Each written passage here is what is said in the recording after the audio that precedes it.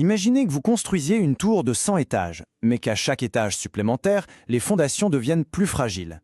C'est exactement le problème qu'ont rencontré les chercheurs en intelligence artificielle avec les réseaux de neurones profonds. Plus ils ajoutaient de couches pour rendre leur modèle intelligent, plus ils devenaient stupides. C'est un paradoxe qui peut paraître complètement fou, mais qui a bloqué la recherche pendant des années.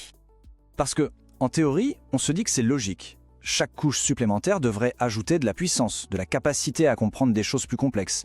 Mais dans la réalité, c'était tout l'inverse. Passé un certain nombre de couches, les performances s'effondraient littéralement. Le réseau n'arrivait tout simplement plus à apprendre. Alors, le coupable derrière tout ça, il a un nom un peu technique. C'est le vanishing gradient, ou l'évanouissement du gradient. Pour faire simple, c'est le signal qui permet au réseau d'apprendre. C'est le message qui lui dit « là tu t'es trompé et voilà comment tu peux te corriger ». Eh bien ce message, en traversant des dizaines et des dizaines de couches, il s'affaiblissait, il s'estompait, jusqu'à disparaître. Résultat, les premières couches du réseau ne recevaient plus aucune instruction. Elles arrêtaient d'apprendre. Pour bien se représenter ce phénomène, il y a une analogie qui est vraiment parfaite. C'est celle du téléphone arabe géant. Imaginez une file de 100 personnes. La première personne murmure une phrase qui est l'information de départ que le réseau doit apprendre. Chaque personne qui répète le message, c'est une couche du réseau. Et à chaque fois, le message se déforme un tout petit peu. Forcément, au bout de la chaîne, la 100e personne reçoit un message qui n'a absolument plus rien à voir avec l'original. L'information de base a été complètement perdue en route. C'est exactement le problème du gradient vanishing. Et la solution, du coup, devient assez intuitive.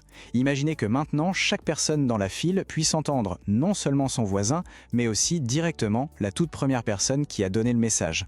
Chacun pourrait alors comparer, corriger et préserver l'information. C'est précisément ça l'idée géniale des connexions résiduelles.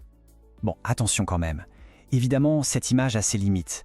Dans un réseau de neurones, ce ne sont pas des mots qui circulent, mais des gradients, des valeurs numériques.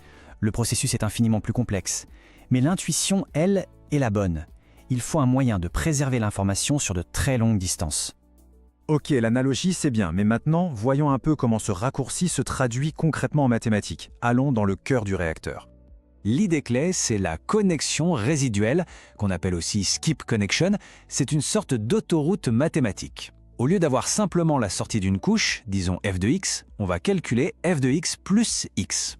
On prend la sortie de la couche et on lui ajoute l'entrée originale. Cette simple addition, ce petit plus x, change absolument tout. À ça, on ajoute un deuxième ingrédient crucial, la normalisation. On peut le voir comme un contrôle du volume. Pour reprendre notre téléphone arabe, c'est comme si à chaque étape on s'assurait que le volume de la voix est remis à un niveau standard, ni trop fort, ni trop faible. Ça évite que le signal sature ou disparaisse. Et quand on combine ces deux éléments, on préserve ce qu'on appelle le fluide gradient. Pendant l'entraînement, l'information sur l'erreur doit faire le chemin inverse, de la sortie vers l'entrée. Avec ces connexions directes, même si le signal est très faible sur le chemin principal, l'autoroute du plus X garantit qu'une version quasi intacte du signal d'erreur arrive jusqu'aux toutes premières couches. Et l'apprentissage peut avoir lieu. Alors, maintenant, il faut aussi être très honnête. Ces techniques ont littéralement révolutionné l'intelligence artificielle, mais il reste de grandes zones d'ombre. La vérité, c'est qu'on a du mal à expliquer pourquoi ça marche aussi bien. Les maths nous montrent que ça fonctionne, les expériences le confirment de manière spectaculaire, mais l'intuition profonde, la raison fondamentale de cette efficacité, nous échappe encore en grande partie. C'est un peu de la magie qui marche à tous les coups. D'ailleurs, le débat est permanent chez les chercheurs. Prenez la normalisation par exemple. Il y a la batch norm, la layer norm, la group norm. Chacune a ses avantages, ses inconvénients et son domaine de prédilection. La batch norm a longtemps dominé en vision par ordinateur, mais la layer norm est devenue la reine des architectures transformers, celles qui sont derrière les IA de langage actuels.